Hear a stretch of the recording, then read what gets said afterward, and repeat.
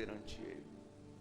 E raiz de como uma terra seca, não tinha beleza, nem formosura. Olhando nós para ele, não havia boa aparência nele, para que o desejássemos. Era desprezado e o mais rejeitado entre os homens, homem de dores, experimentado nos sofrimentos, e com um de quem os homens escondiam o rosto. Era desprezado e não fizemos caso algum dele. Verdadeiramente, ele tomou sobre si nossas enfermidades e as nossas dores levou sobre si. E nós o reputávamos por aflito e ferido de Deus e oprimido. Mas ele foi ferido por causa das nossas transgressões e moído por causa das nossas iniquidades. O castigo que nos traz a paz estava sobre ele. Pelas suas pisaduras nós fomos sarados. Amém? Se assente adorando a Jesus. Aleluia. Deus, espiritualiza cada crente, espiritualiza esse ambiente, faz-nos ter prazer na Tua Palavra nessa noite, e pela Tua Palavra opera sinais, prodígios e maravilhas enquanto a mesma for pregada. É o que eu te peço, Pai, em nome de Jesus. Irmãos, o livro do profeta Isaías, também conhecido pelo profeta messiânico, que também se enquadra em um dos profetas maiores, não porque ele era maior do que Naum, Sofonias, Abacuque, Ageu, que eram profetas menores, não. É considerado um dos profetas maiores pela quantidade de capítulos que contém no seu livro. O livro de Isaías contém um mistério interessante, porque a Bíblia, ela tem 66 livros. 39 livros são do Antigo Testamento e 27 do Novo. E quando a gente entra no livro do profeta Isaías, nós vamos ver 66 capítulos. E durante 39 ele profetiza para Israel. E durante 27 ele profetiza para o Messias. Por isso ele é chamado profeta messiânico, porque dentre todos os profetas que profetizaram desde Moisés sobre o Messias, Isaías foi o que mais profetizou. Isaías que trouxe a bombástica profecia que uma virgem conceberia e daria luz a um filho. Isaías foi quem profetizou que um menino nasceria, o principado estaria sobre ele, ele seria maravilhoso, conselheiro, pai da eternidade, príncipe da paz. Isaías foi um profeta que, assim como os demais profetas, ele sofreu algo da parte de Deus para poder falar para o povo. A Bíblia diz que Deus dá uns a doutores. É muito bom se achegar em um seminário e ouvir um doutor que tenha não só conhecimento, mas tenha unção na vida também. Falar, você fica de boca aberta, vendo ele contextualizar, verbalizar, exaurir, extrair, interpretar o grego, o hebraico, o aramaico, trazer curiosidades da Bíblia, das histórias bíblicas antigas, né? Quando ele entra nas doutrinas da paracletologia, que é a doutrina do Espírito Santo, soterologia e outras doutrinas que a gente aprende, é muito legal, embora algumas coisas a gente não entende. Tem doutores que quando eles vão ministrar, a gente precisa de um dicionário para acompanhar eles ali, senão a gente não entende nada. Só que é interessante a gente ver o domínio que ele tem sobre as escrituras. Então Deus deu uns a doutores, Deus deu uns a pastores. Tem pessoas que são pastores, às vezes são questionados por não terem tanta sabedoria quanto um doutor, e alguém olha e diz: nossa, mas fulano que é pastor daquela igreja, quem devia ser era ciclano, que é mais inteligente, tem mais conhecimento bíblico. Mas de que adianta ter inteligência e não ter chamada? Para ter pastor, para ser pastor, não basta ser inteligente, tem que ter chamada. Pode falar Deus, Jesus, né? Mas se tiver chamada, ele ou ela vai apacentar o rebanho e vai dar certo. Deus deu uns a evangelistas, outros a apóstolos, é o que as cartas doutrinárias dizem, e uns a profetas. E o ministério profético, ele é um dos ministérios mais difíceis da Bíblia Sagrada. Por quê? Porque existe aquele profeta que tem aquela mensagem de amor, aquela mensagem de misericórdia, aquela mensagem de vitória, de paz. E ser profeta com uma mensagem de amor, de paz, de bênção, de chave de carro, de chave de casa, é maravilhoso. Oxalá se Deus usasse a gente sempre para dizer para alguém: olha, tu vai receber uma herança daqui tais dias, e daqui tais dias a pessoa, um parente que ela nem sabia que existia, o advogado entra em contato e a pessoa recebe uma herança, fica tão feliz, liga para o profeta, ainda dá uma caminhonete para ele de presente. Profetizar coisa boa, é bom demais. Agora, quando Deus pega o profeta para dizer: põe tua casa em ordem, te conserta, vigia. Então o ministério profético, ele é um dos ministérios mais difíceis da Bíblia, até porque Deus faz o profeta sentir o sentimento que Deus está sentindo pela igreja. Deus, por exemplo, vai ordenar a Isaías que simplesmente tire a sua roupa e comece a caminhar sem roupa sobre a face da terra. Pense Isaías sendo um profeta da nossa congregação. Fazíamos uma reunião de obreiro e excluiríamos Isaías. Está ficando doido, Isaías? Andar sem roupa por aí?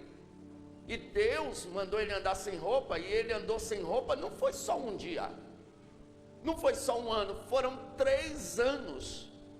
E o povo olhava e sentia vergonha. Como pode um profeta de Deus andar dessa forma?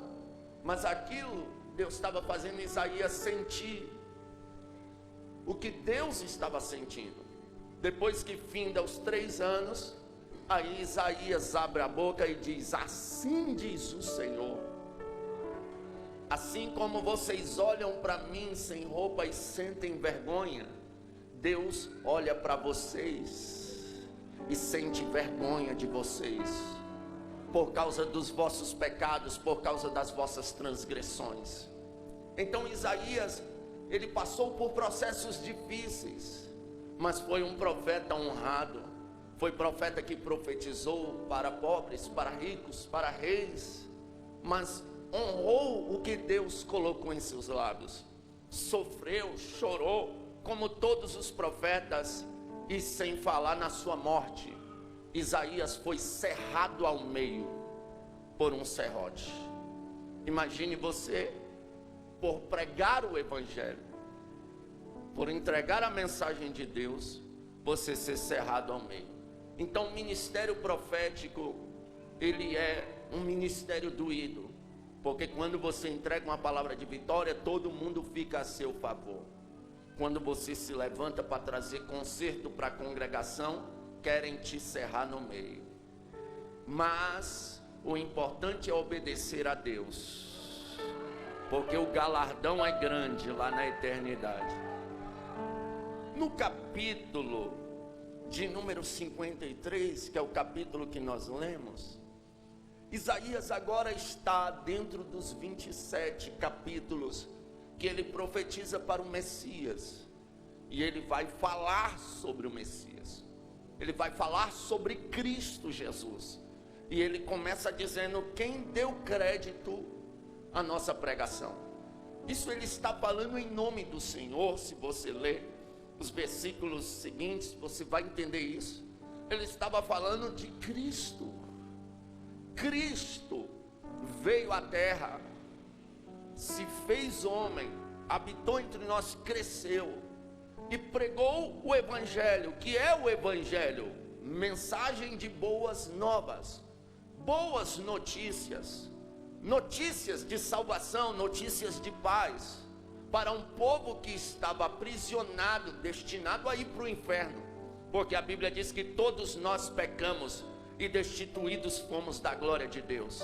Mas Cristo Jesus vem nos anunciar a salvação, um evangelho de liberdade, um evangelho de amor. Ele é o amor em pessoa pregando. Mas ele vai questionar: quem deu crédito à nossa pregação? Em algumas cidades, Jesus vai dizer, se não me falha a memória, Cafarnaum, que eles, se Jesus tivesse operado os sinais que foram feitos lá, em Sodoma e Gomorra ou em outras nações, muito eles teriam se convertido. Mas Jesus passava e o povo não dava crédito à sua mensagem, não dava importância à sua mensagem. Ele entra em Jerusalém e diz: Jerusalém, Jerusalém, tu que mata os profetas, quantas vezes eu quis ajuntar vocês debaixo das minhas asas, como uma galinha junta seus pintinhos debaixo de suas asas, mas vocês não quiseram.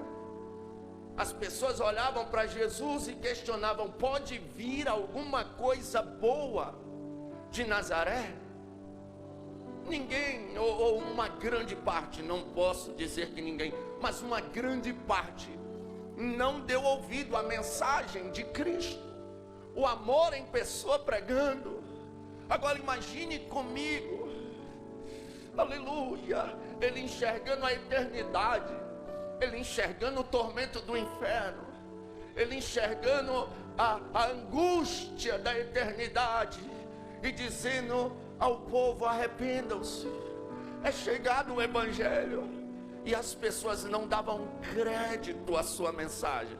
Então Isaías vai narrar isso. Quem deu crédito à sua pregação foi poucos. Ele foi subindo como um renovo, ele era o renovo que o povo precisava, mas para o povo ele parecia uma raiz de árvore em uma terra seca. Aí a Bíblia vai dizer mais ainda, que ele não tinha aparência, ele não tinha formosura. O maior pregador da história não era bonito fisicamente, não tinha estética fisicamente. A Bíblia vai dizer que não havia beleza alguma nele para que o desejássemos. O Filho de Deus não tinha status sociais. O Filho de Deus não tinha uma beleza que chamasse a atenção, como a beleza de Saul, como a beleza de Absalão, como a beleza de outros homens na Bíblia Sagrada, que a Bíblia faz questão de destacar que eram formosos. Mas o Filho de Deus não tinha aparência, não tinha nada para que nós o desejássemos. Ele, ou seja, a Bíblia está querendo narrar que ele não era interessante.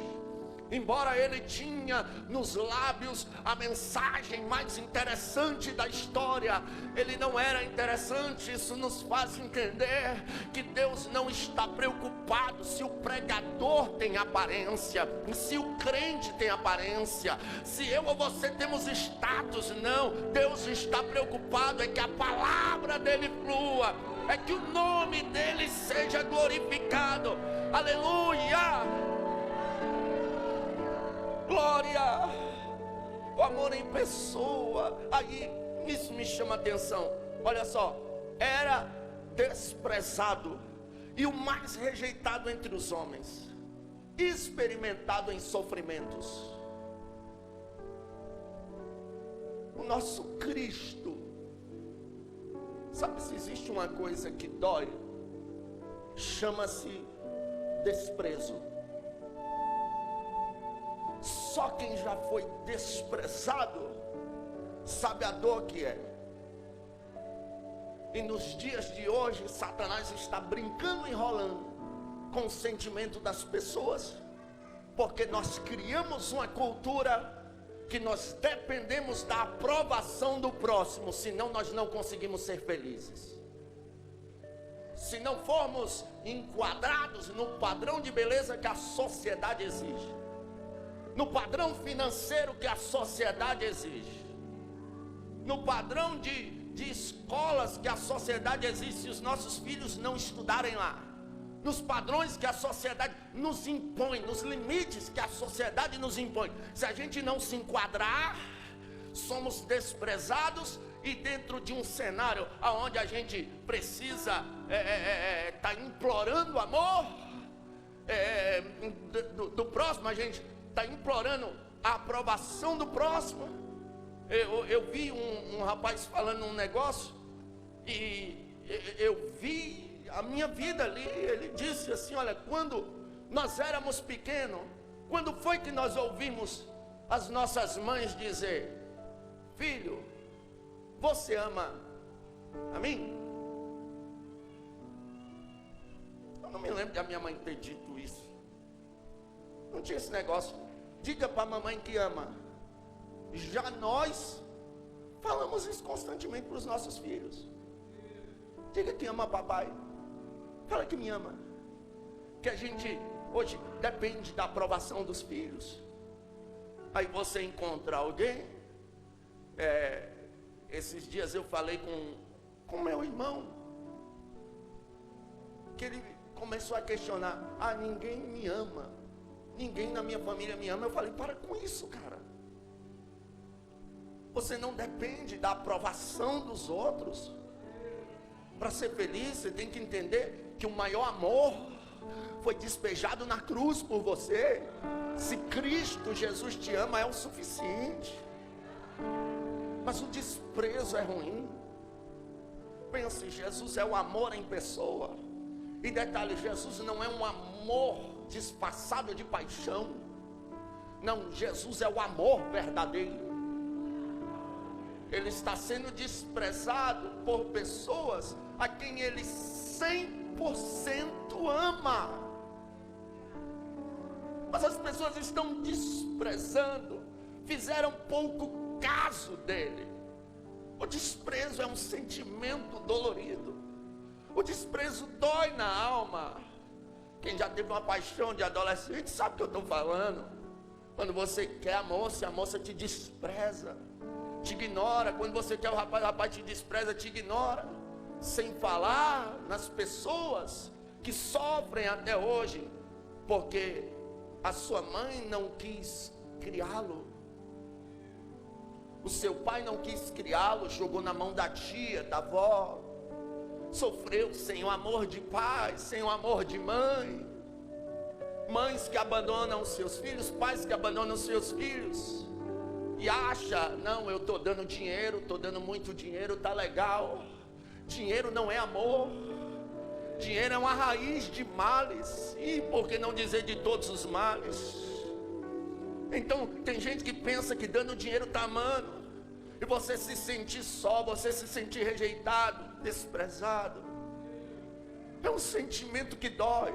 É um sentimento que se você sentar com os psicólogos, os psicanalistas, você vai ver que eles passam horas atendendo pessoas que carregam traumas intensos de infância, pelo desprezo que sofreram, porque viraram as costas, esmagaram o coração, traíram. Quando Isaías está falando sobre desprezo aqui, imagine Judas, um daqueles a quem ele amava, a quem ele compartilhou segredos, compartilhou parábolas que ele não compartilhou para a multidão, compartilhou com ele, e agora ele está sendo desprezado por um amigo. Então entenda, o nosso Cristo foi desprezado, o nosso Cristo foi rejeitado. Aleluia. Então nós estamos taxados a passar por isso também. Nós estamos taxados a sofrer desprezo, humilhação. Mas tem um porém: tudo isso que ele passou,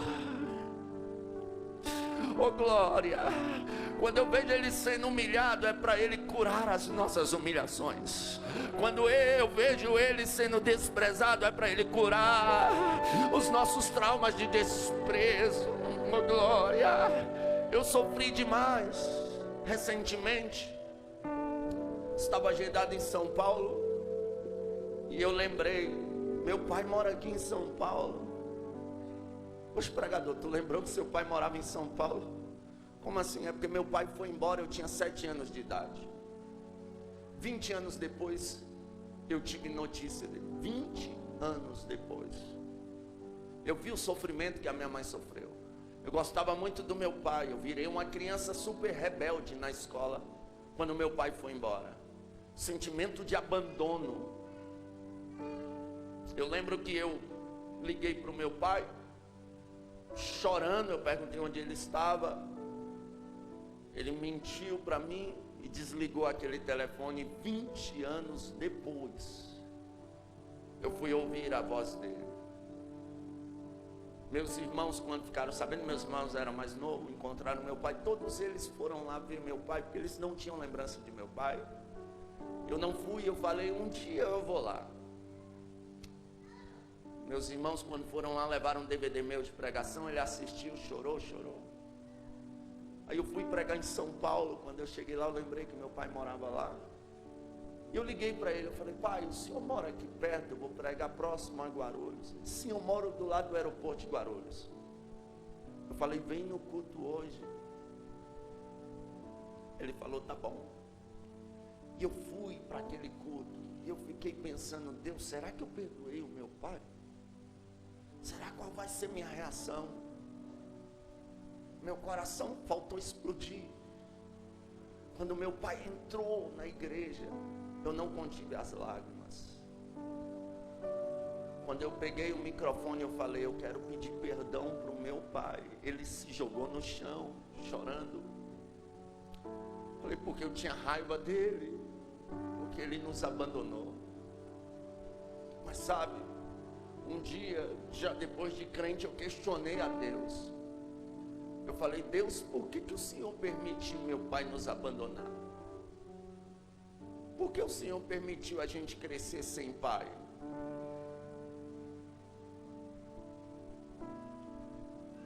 Inúmeros preconceitos uma criança passa ao não ter um pai. Perseguições na escola, porque você não tem uma figura de um homem para te proteger. As pessoas acham que pode fazer o que quiser e às vezes fazem. Eu sofri muito, mas eu perdoei o meu pai. Mas eu lembro que um dia orando eu falei, Deus, por que o Senhor... Eu ainda não tinha encontrado meu pai. Eu tinha uns 10 anos já de crente. Por que o Senhor permitiu eu crescer sem pai? O Espírito Santo bradou, e eu amo o Espírito Santo. Não te preocupes, agora eu sou o seu pai.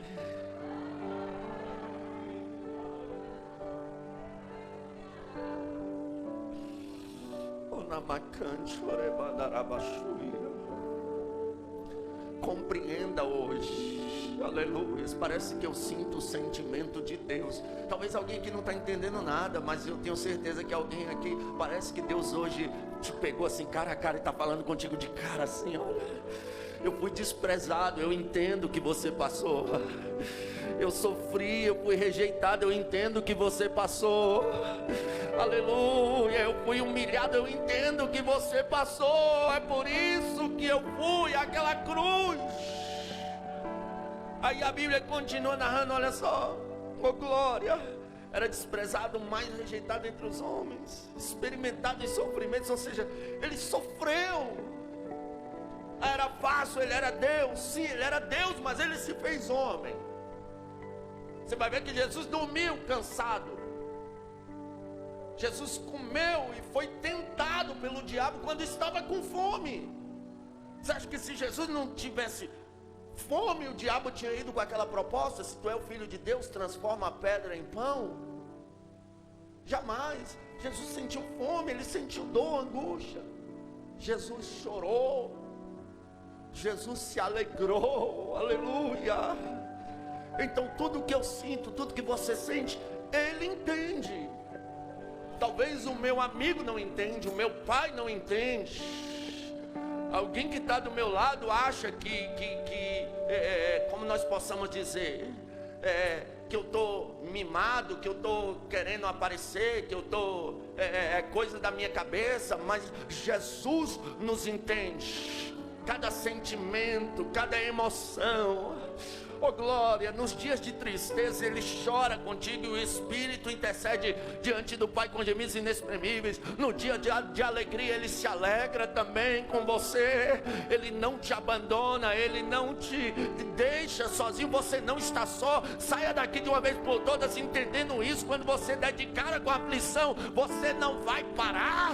E não é porque aquela música bonitinha diz que você não vai parar, não, você não vai parar, porque Ele te amou, Ele segura nas tuas mãos, Ele carrega a tua dor, Ele alivia a sua alma.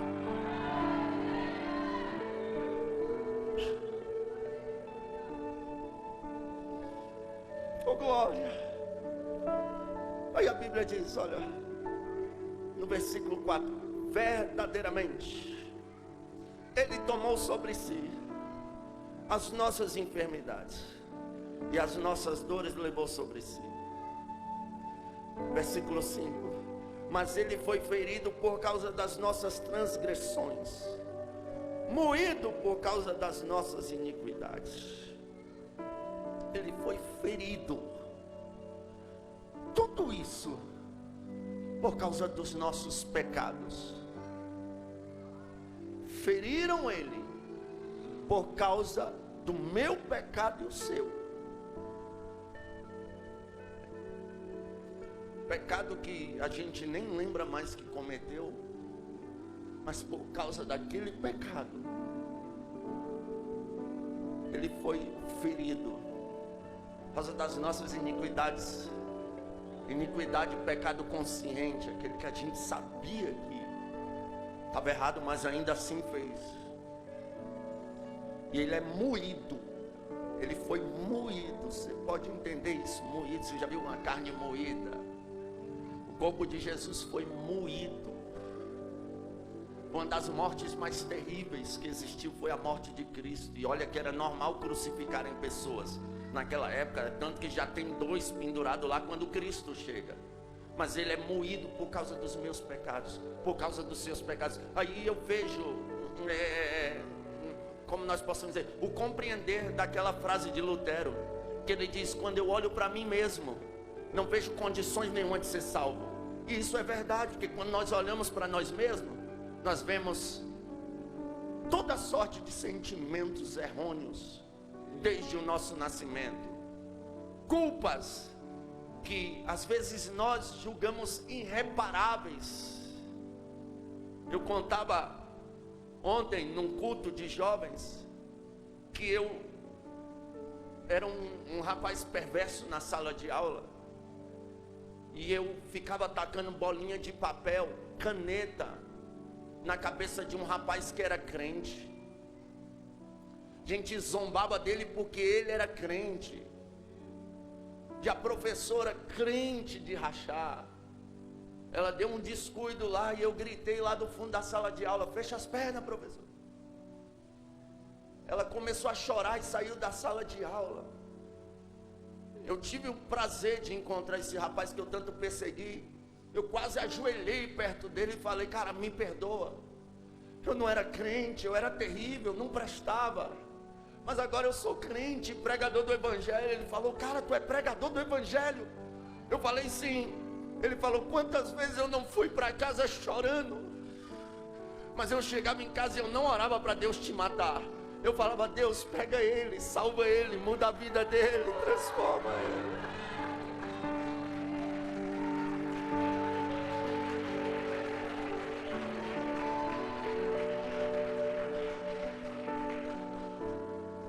Encontrei essa professora num velório. Na hora que eu vi ela, eu corri, eu falei, professora, pelo amor de Deus, me perdoa. Ela falou, quem é você? Eu falei, a senhora não lembra de mim? Ela disse, não lembro. Eu falei, eu sou uma pessoa que você nunca vai esquecer na sua vida.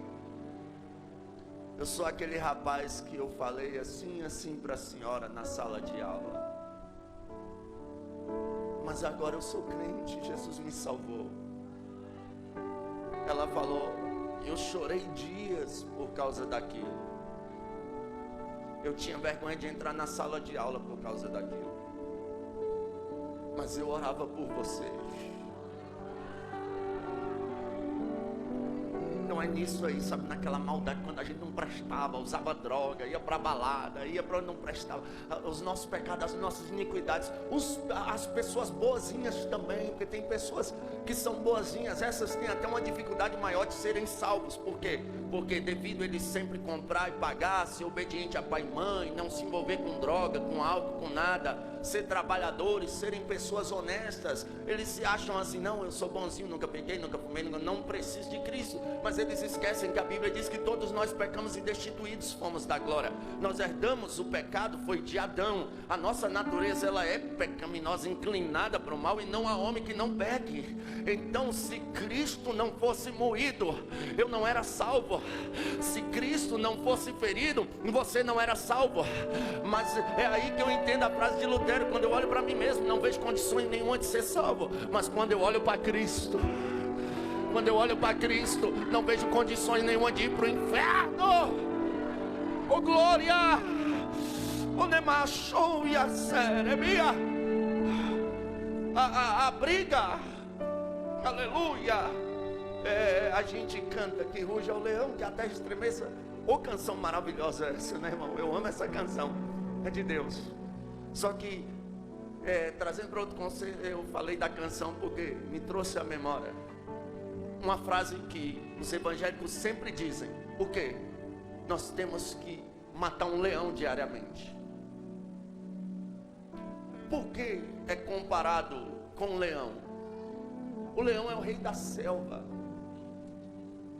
O leão é aquele que, quando grita na selva, todos os demais animais se calam. Todos os animais têm medo do leão. Aí a gente fala, nós temos que matar um leão diariamente. Então, o inclinar da nossa carne, do nosso eu ao erro, é como um leão que parece dominar todas as forças. Mas a gente vem se arrastando, a gente vem chorando para o culto, a gente vem fraco para o culto. Aí ele que foi moído, ele nos ajuda a vencer. Oh glória! Tem 16 anos que eu aceitei a Jesus. Você acha que eu cheguei aqui por conta própria, por força própria? Não, se não fosse ele, a gente já tinha se perdido. Foi bem enfatizado no salmo que a pastora leu. Ele livrou os nossos passos da queda. Ele nos livrou e Ele quer nos livrar. Talvez você chegou aqui, está sendo tentado, está sendo provado. Lembre-se, Ele foi moído pelas suas iniquidades, Ele foi ferido, aleluia, pelos nossos pecados. Então, por Ele ser ferido, nós não damos conta, mas Ele nos ajuda. Nós somos fracos, mas Ele nos fortalece. Nós não conseguimos, mas Ele nos dá força para conseguir. Você não vai tropeçar, você não vai cair no buraco, você não vai retroceder para o chiqueiro. Não, não, não, não, não. É daqui para frente. Eu sei que está difícil, mas Deus me trouxe aqui de Brasília para dizer: olha, assim diz o Senhor dos Exércitos, pela palavra que eu estou pregando. Eu fui moído por você, eu fui ferido por você. Eu te ajudo, eu te sustento, eu seguro nas tuas mãos. Oh glória! Aí a Bíblia vai dizer também que o castigo que nos traz a paz estava sobre ele, e pelas suas pisaduras nós fomos sarados. Como ovelha muda, ele foi ao matador e não falou um A. soldados romanos, ao prenderem Jesus, a primeira dor que Jesus vai sentir é a do beijo de traição de um amigo, de quem ele confiou.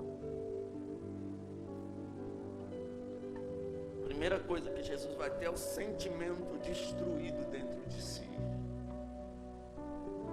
Ele ganha um beijo ainda. Pegam Jesus, levam para Anás. Anás, o sacerdote, considera Jesus justo, não vê impiedade nele. Leva para Caifás. Caifás, o sumo sacerdote, considera Jesus justo. Leva para Pilatos. Pilatos considera Jesus justo. A mulher de Pilatos considera Jesus justo. Leva para Herodes. Herodes não vê culpa nenhuma em Cristo. Devolve ele para Pilatos. E agora as pessoas estão pedindo que Jesus seja morto. Estão pedindo que Jesus sofra. Então Pilatos, na tentativa de dar um escape ali, fala: olha, castiguem-o.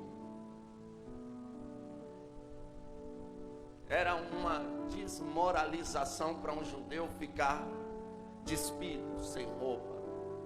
E eles vão tirar as roupas do Filho de Deus, vão o amarrar em um tronco como um escravo, vão pegar um chicote chamado de azorrague.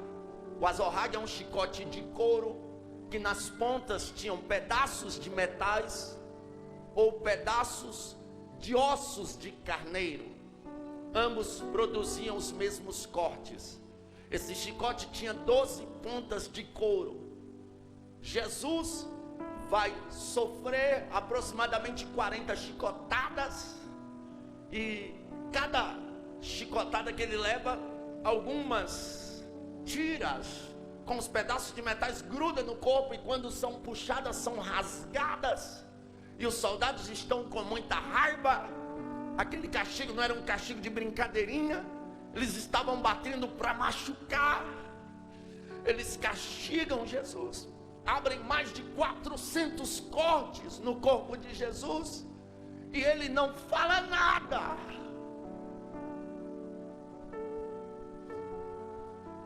Ele sente seu corpo sendo dilacerado,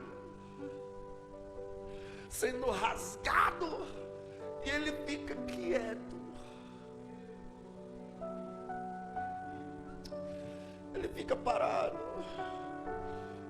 Por quê? Porque ele precisava passar por esse castigo. Porque esse castigo é esse que Isaías falou, o castigo que nos traz a paz.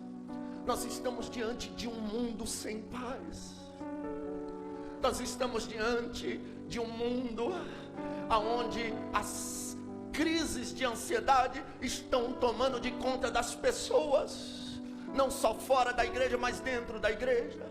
Nós estamos nos deparando com adolescentes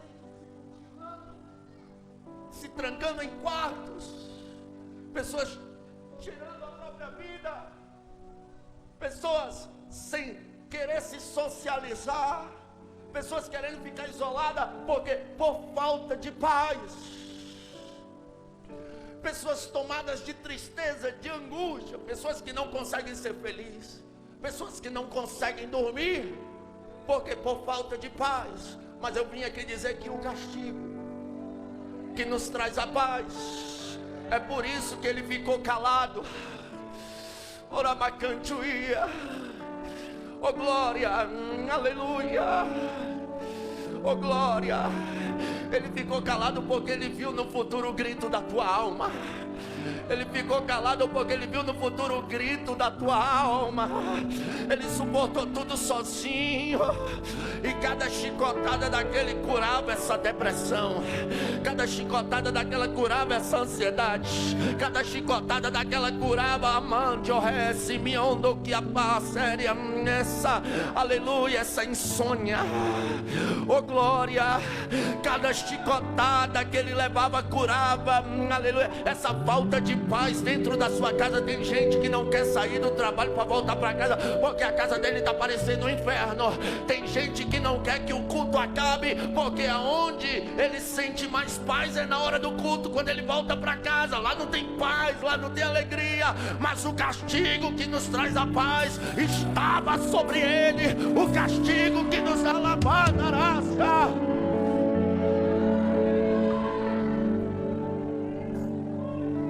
Oh glória, aleluia, oh glória. Há uma autoridade, eu nunca vi isso. Eu nunca vi isso. Poucas vezes eu tive visão na minha vida. Aleluia. E eu não sei se alguém está vendo, mas há uma espada grande pegando fogo na minha mão direita. Oh glória, eu nunca vi isso, pastora Márcia. É incrível isso. E se eu sei que a espada do Espírito é a palavra. Eu sei que a autoridade sobre a palavra. E eu vou liberar essa palavra. O castigo que nos traz a paz estava sobre ele. Aleluia. Acaba hoje as crises de ansiedade. Acaba hoje a angústia da alma. Acaba hoje a depressão. Aleluia. Te prepara, nunca mais vai tomar remédio de tarja preta. Acaba hoje essa falta de paz nesse casamento. Acaba hoje. Vai haver pedido de perdão nessa família. Acaba hoje a falta de paz no trabalho. Acaba hoje a falta de paz na sua rua.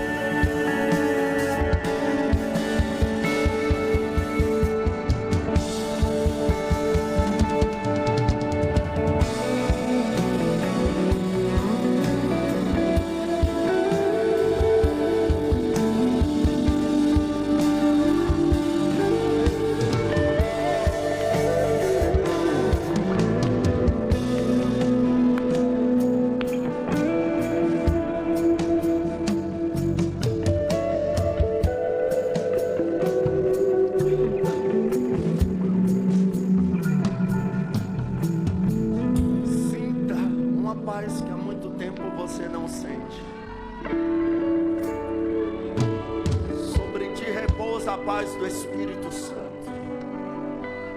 Aleluia. Pelas suas pisaduras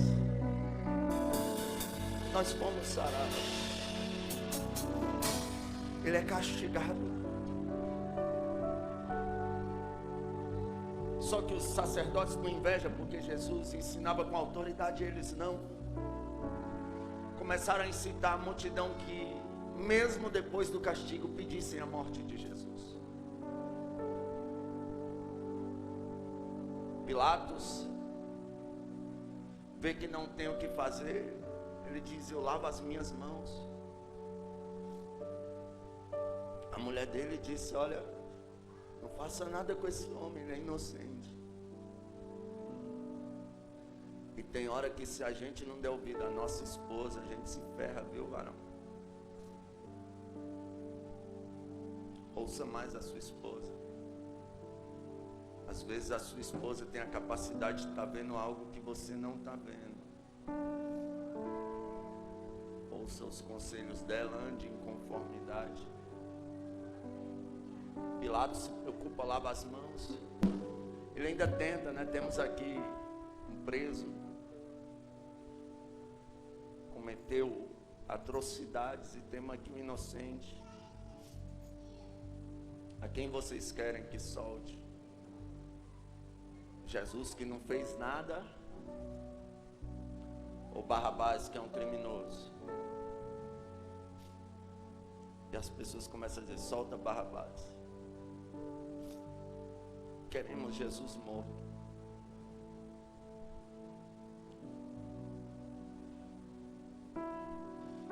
A capacidade das pessoas de se inclinar para o mal, ela é terrível.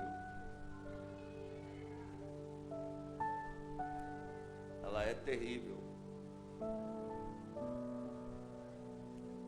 Um fato chocante me chamou a atenção no Brasil.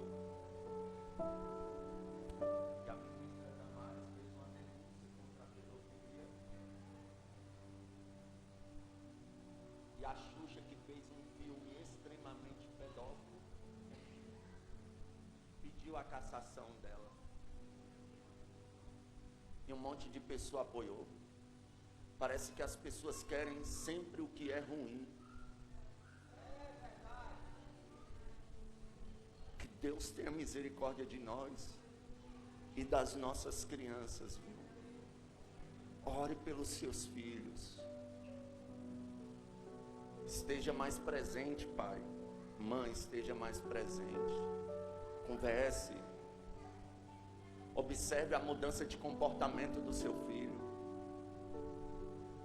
Tem pais que são surpreendidos com um filho já no estágio máximo de depressão. E por que é que eles são surpreendidos? Porque eles estão tão longe dos filhos que eles não percebem a mudança de comportamento. Tenha dias que a pessoa está sofrendo, já está angustiada, está passando, mas a pessoa está tão longe. Então cuidado com os nossos filhos. Cuidado com os nossos filhos. Vão escolher Barrabás e vão pedir que crucifiquem Jesus. Eles pegam Jesus, os carrascos, com muita raiva, cheio de ódio. A falta de amor agora vai crucificar o amor.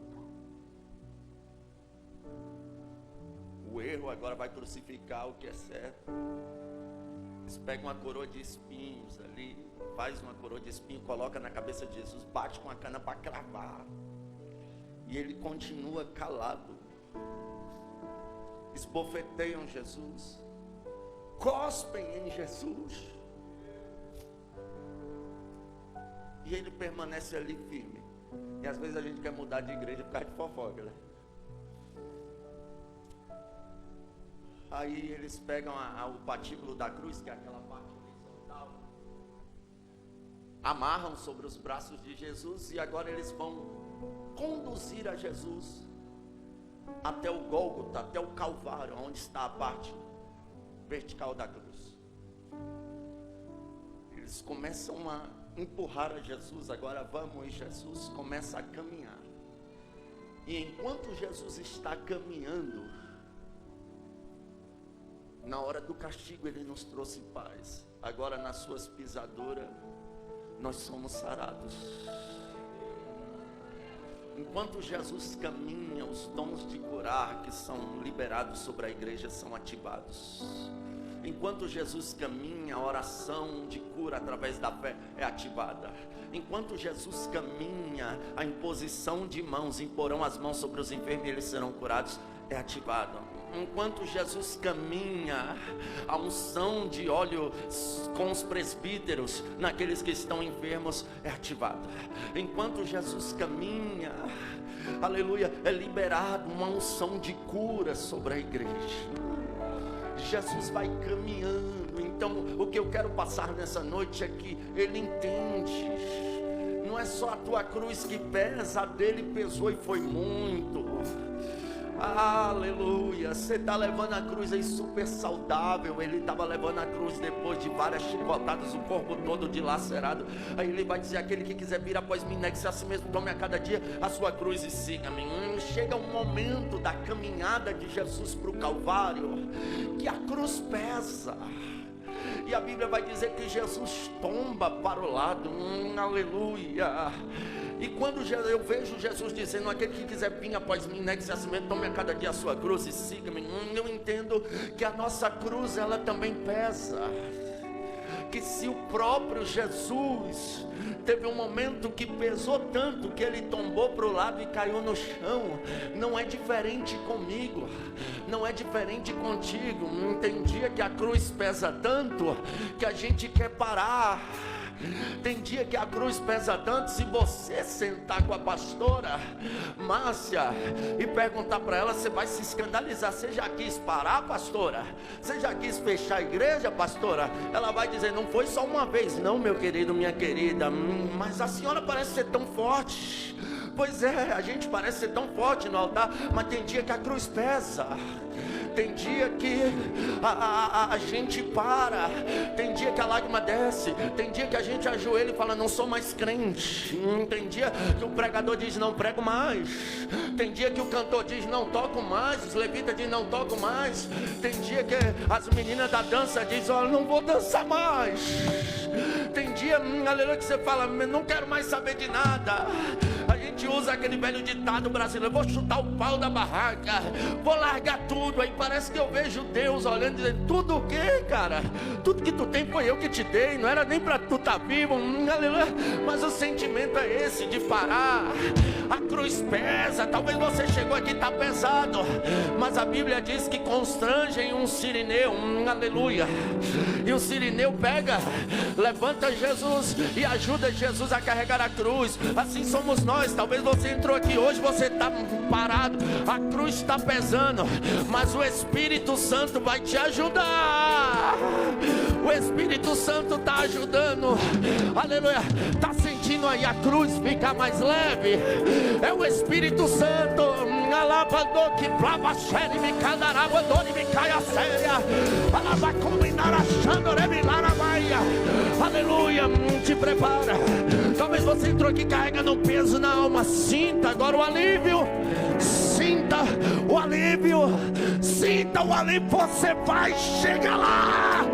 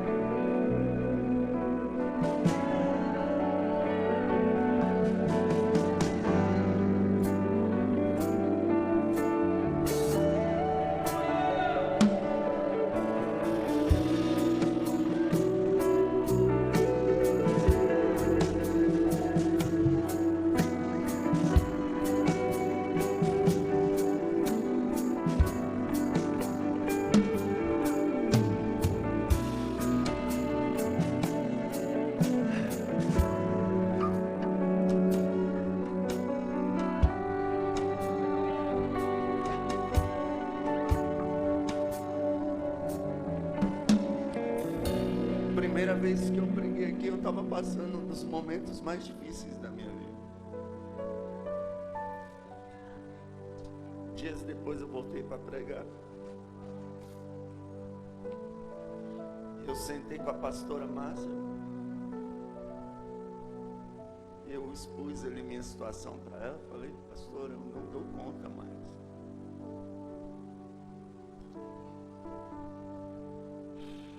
Eu disse a ela: eu não quero parar, eu não quero pregar mais não.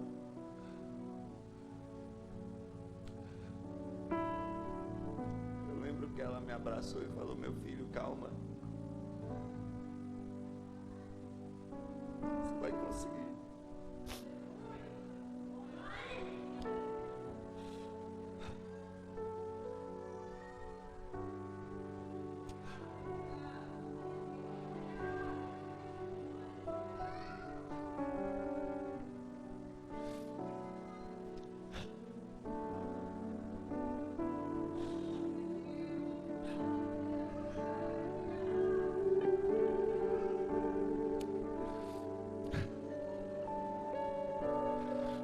só um momento. Você não pode desanimar, você não pode desistir. O Espírito Santo vai te ajudar. Lá na frente você vai rir desse problema.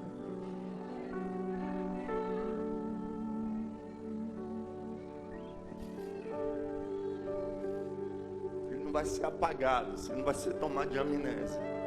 Não. Mas ele vai ser cicatrizado e ele vai deixar de ser o centro das atenções. Tem alguém aqui que me ouve, aqui na igreja, ou pela rede social. Sua alma está dilacerada. A cruz está pesada. Mas eu vejo pelos olhos da fé o Espírito Santo te abraçando, dizendo: você não está sozinho, você não está sozinho. Ele chega lá, no madeiro ele é pendurado, ergueram a cruz,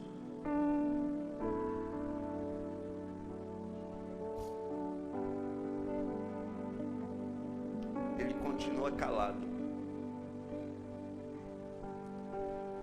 e lá ele termina de ser moído.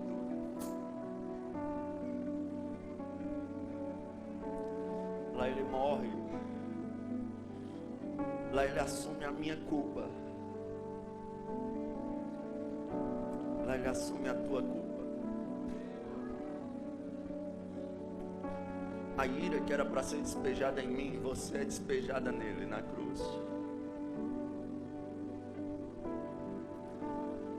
Na cruz é como se nós estivéssemos no meio do oceano, prestes a morrer afogado, e Jesus aparecesse com um barquinho e jogasse a corda. Isso é o Evangelho. Se você abraçar o Evangelho, você está abraçando essa corda. Se você crer na mensagem da cruz, você está segurando essa corda. O Evangelho é suficiente para nós sermos salvos, mas nós temos que segurar, nós temos que abraçar, nós temos que crer, nós temos que aceitar, nós temos que renunciar, nós temos que crucificar a nossa carne, porque Ele fez isso por nós. A ira que viria sobre nós foi despejada sobre Ele. Ele morre, ressuscita. No percurso nós vamos ver algo inusitado. Todo mundo foca, e aqui eu já quero encerrar. Todo mundo foca em Pedro ter negado a Jesus. Quando Jesus disse a Pedro: Pedro, nessa noite, ainda antes que o galo cante 3 vezes, tu vai me negar. Qual foi a resposta de Pedro? Mestre, de jeito nenhum. Se preciso morrer por ti, eu morro. Tanto a palavra de Pedro como a palavra de Jesus se cumpriu. Que é isso, pregador? Sim. Quando os soldados chegaram, o que Pedro fez? Puxou a espada e cortou a orelha de um soldado. Ou seja, ele arriscou a vida pela vida de Jesus. Ele só foi negar quando Jesus olhou e disse: calma, Pedro, se o meu reino fosse aqui dessa terra, eu oraria, o Pai enviaria o tanto de anjo que fosse necessário. Aí sim Pedro negou a Jesus, mas ele honrou com o que disse: se preciso morrer. Pedro ia dar a vida ali por Cristo Jesus. Ele nega a Jesus, sai, fica triste. Só que quando Jesus ressuscita, as mulheres vão ao sepulcro. Maria começa a gritar igual naquela canção: onde está o meu mestre? Gritava Maria, quem o escondeu? Uma voz conhecida se fez ouvir, e a voz dizia: quem procuras, Maria? Eis-me aqui, eis-me aqui. Aleluia. Porque tu procura Maria? Aquele que vive entre os mortos, ele não está aí, mas ressuscitou. Vá lá, olha a ordem agora, vá lá e avisa os discípulos. E também, ele destaca, e também a Pedro, que eu estou vivo. Eu estou vivo. Diga para Pedro que eu estou vivo. Aquela mensagem tinha algo diferente, aquela mensagem para Pedro. E também a Pedro, destaque a Pedro. É porque Pedro estava se achando um lixo, porque negou a Jesus. Pedro estava se achando a pior pessoa, porque negou a Jesus. Pedro estava se achando o pior ser humano da face da terra, porque pecou contra Jesus. Mas ele, ao ressuscitar, diga aos discípulos, e diga a Pedro: olha, eu estou vivo. Eu sei que tu me negou, eu sei que tu fez, mas eu estou vivo. Eu tenho poder para te perdoar, porque eu conquistei isso na cruz do Calvário. Eu tenho poder para te purificar, porque eu conquistei isso na cruz do Calvário. Se coloque de pé em nome de Jesus. Dá um sol maior. Rude cruz se erigiu, dela um dia fugir, com emblema de vergonha e dor, mas contemplo esta cruz, porque nela Jesus deu a vida por mim, pecador. Sim, eu amo a mensagem da cruz. Até morrer eu a vou proclamar. Levarei eu também o quê?